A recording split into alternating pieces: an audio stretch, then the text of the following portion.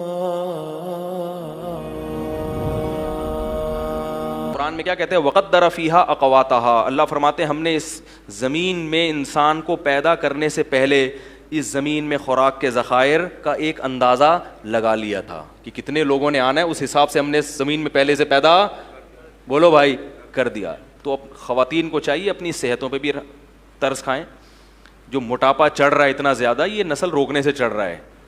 جن کی اولادیں ہوتی ہیں ان کی فٹنس دوسروں سے زیادہ اچھی، ان میں موٹاپا نہیں آتا، عمریں لمبی ہوتی ہیں۔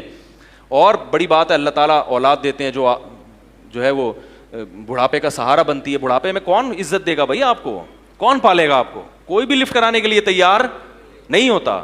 آپ کہتے ہیں کہ میرے پاس پیسہ اتنا ہے تو بڑھاپے میں یہ کام آئے گا، پیسہ آپ کو محبت نہیں دے گا۔ وہ پیسے میں جو نوٹ ہیں وہ آپ سے باتیں تھوڑی کریں گے۔ اور آپ نیٹ پہ سرچ کریں، یو کے میں، امریکہ میں ایسے ادارے وجود میں آ گئے ہیں جو بوڑھوں کی تنہائیاں دور کرنے کے لیے بندہ بھیجتے ہیں پیسوں پہ۔ 1 گھنٹہ رینٹ پہ آدمی ملتا ہے۔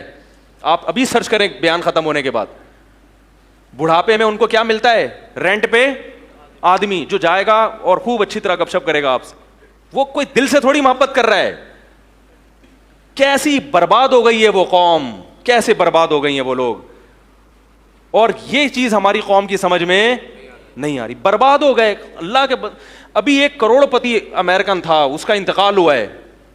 میں انشاءاللہ تلاش کر کے اس کا پورا حوالہ آپ کے سامنے پیش کروں گا۔ اس نے یہ بیان دیا ہے کہ میرا ایک بیٹا تھا، میں نے اس کو کھلایا پلایا اور نسل روکی، میرا بڑھاپا بہت ہی خراب گزرا ہے، میری یہ دولت میرے کام نہیں آ رہی۔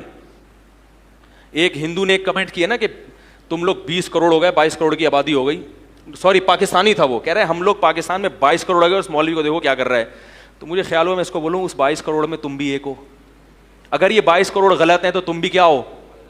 بولو نا، غلط ہو۔ اس کا مطلب تم بھی غلط پیدا ہوئے ہو، تمہیں پیدا ہونا نہیں چاہیے تھا۔ ہر آدمی اپنے بارے میں کہہ رہے میں تو ٹھیک پیدا ہو گیا، لیکن یہ جو آبادی 22 کروڑ ہو گئی، جو 21 کروڑ 90,999 ہیں، یہ کیا ہیں؟ غلط ہیں۔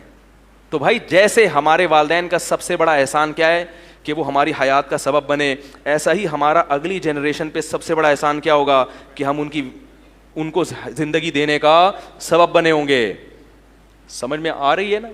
انگلش میں تو نہیں باتیں کر رہا میں۔ تو جو بھی یہ بات کرے نا کہ اتنی آبادی غلط ہے، تو اسے بولو پھر اس غلط میں تم بھی ہو، ٹھیک ہے؟ تمہارا پیدا ہونا بھی کیا تھا؟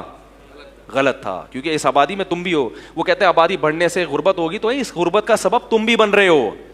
تو بھائی وہ کہے گا کہ بھائی میں ہم ہی تو ہیں اس کائنات کے لیے، اللہ نے ہمیں تو بنایا ہے نا۔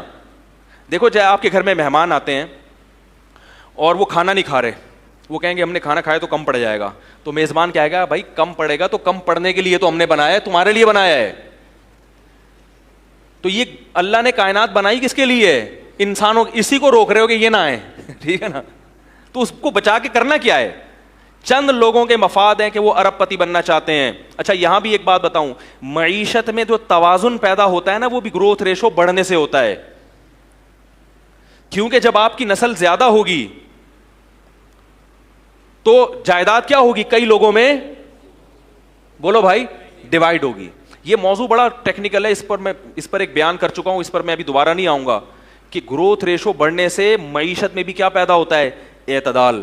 یہ بڑا زبردست، اس میں اگر آپ بھی دلائل دینا شروع کروں آپ حیران ہو جائیں گے کہ واقعی مولوی صاحب بڑی زبردست بات ہے، لیکن ابھی موضوع کیا ہو جائے گا؟ بالکل چینج ہو جائے گا۔ اور ایک آخری سے آخری بات نکلتی ہے، ایک اور بات یہ کہ یہ جو نسل روکنے کا تصور آیا ہے نا، اس سے جو جاہل قومیں، جاہل خاندان ہے نا، ان میں اضافہ ہوتا ہے، اور ایجوکیٹڈ لوگ معاشرے میں کیا ہو جاتے ہیں؟ اچھے خاندان کم۔ یہ انگریز نے لکھی ہے بات، اس نے لکھا فیملی پلاننگ کے نظریات سے متاثر ہونے والے زیادہ تر ایجوکیٹڈ لوگ ہیں۔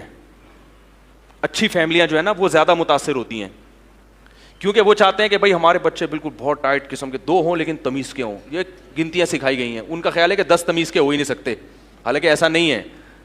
تربیت کرو گے تو 10 بھی تمیز کے ہوں گے، نہیں کرو گے تو ایک بھی چور پیدا ہوگا، حقیقت ہے۔ آپ بڑے ملک کے بڑے بڑے چور ہیں نا، ان کے ابا اماں کی رپورٹ دیکھیں، ان میں آپ کو 10 والے بھی ملیں گے اور اکلوتے بھی ملیں گے۔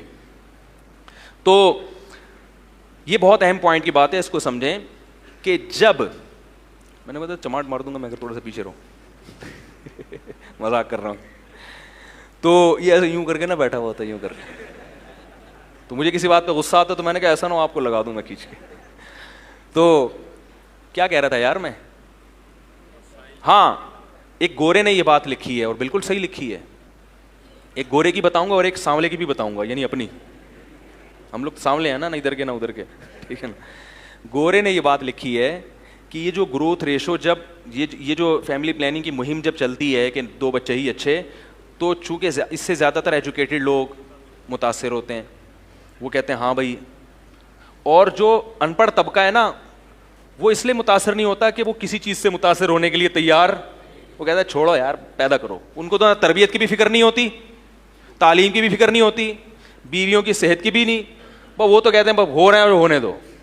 نتیجہ کیا نکلتا ہے, جو نیچ اور گھٹیا خاندان ہے نا ان کا ریشو بڑھ جاتا ہے, اور جو اچھی فیملیاں تھیں وہ آبادی کا تناسب کم ہو جاتا ہے. چور اچکے بولو بھائی زیادہ ہو جائیں گے, تو چور اچکوں کو نہ بڑھنے دو. کیا خیال ہے, جو اچھی فیملی, اگر آپ سمجھتے ہو کہ ہم اچھے خاندانی لوگ ہیں تو پھر آپ کو اپنی نسل بڑھانی پڑے گی تاکہ آنے والی امت کو کیا ہو, فائدہ ہو. یہ گورے کی بات ہے. اب ایک سانولے کی بھی سن لیں. سانولا یہ کہتا ہے کہ گروتھ ریشو روکنے سے لڑکیوں کی پیدائش کا ریشو بڑھ جاتا ہے اور لڑکوں کا ریشو کم ہو جاتا ہے. یہ بھی ایک حقیقت ہے, کیونکہ جب ہر ایک کو 2 چاہیے تو پھر اس میں ایک لڑکا لازمی چاہیے.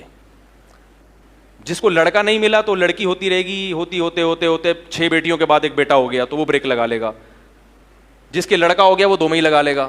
تو لڑکیوں کی تعداد تو 6 8 پہنچے گی, لڑکوں کی. تو یہ نیچرل جو ریشو ہے نا لڑکے اور لڑکیوں کا, یہ کیا ہو جائے گا, خراب ہو جائے گا, ڈسٹرب ہو جائے گا بہت بری طرح. پھر بیٹیوں والے پھریں گے رشتے تلاش کرتے, ہائے ہوئی مل نہیں رہا, ہائے یہ نہیں ہو رہا, ہائے وہ نہیں ہو رہا. زنا بھی پھیلے گا معاشرے میں. یہ ہو رہا ہے. انڈیا اور چائنا کا میں کئی دفعہ بتا چکا ہوں کہ وہاں لڑکیوں کا ریشو کم کیوں ہے, حالانکہ وہاں بھی فیملی پلاننگ ہے, اس لیے کہ وہ ماں کے پیٹ میں بچی کو, تو یہ ظلم کرو گے تو پھر تو ہوگا, لیکن اسلام اس ظلم کی اجازت نہیں دیتا. بچی کو پیٹ میں مار نہیں سکتے. تو یہ بھی ایک ٹینشن ہے. جب پہلے بڑھتا تھا نا گروتھ ریشو, پہلے لوگ جانتے ہی نہیں تھے, تو کیا ایک خاتون کے 6 بیٹیاں ہو گئیں تو دوسرے کے 6 بیٹے ہو گئے. کیا خیال ہے, تو وہ بھائی اس کے 6 بیٹیاں بوجھ نہیں بنتی تھی بھائی, وہ ان چمونی آپا کے بھائی وہ 6 بیٹے اللہ نے اس کو دیے, اور وہ دوسری آپا ہیں ان کے کتنے بیٹیاں ہی بیٹیاں ہو رہی, تو کوئی بات نہیں, ان کے 6 بیٹیاں, ان 6 بیٹے سے ہو گئی شادی. اب کیا ہو رہا ہے, ان کے 6 تو ہو گئی لڑکے کی لالچ میں, ان کے بیٹے 1 2 سے زیادہ نہیں ہے, تو کس کو پہنائیں گی بھائی یہ بیٹیاں. نہیں آ رہی بات.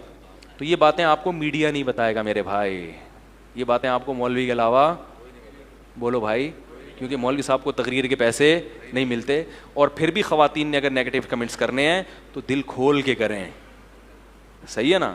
ہمیں یہ سمجھا ہوا ہے, میں نے آپ کو کچھ بھی نہیں سمجھا ہوا, کیونکہ مجھے زندگی میں اتنی گالیاں, لاکھوں کے حساب سے گالیاں پڑی ہیں خواتین کی طرف سے.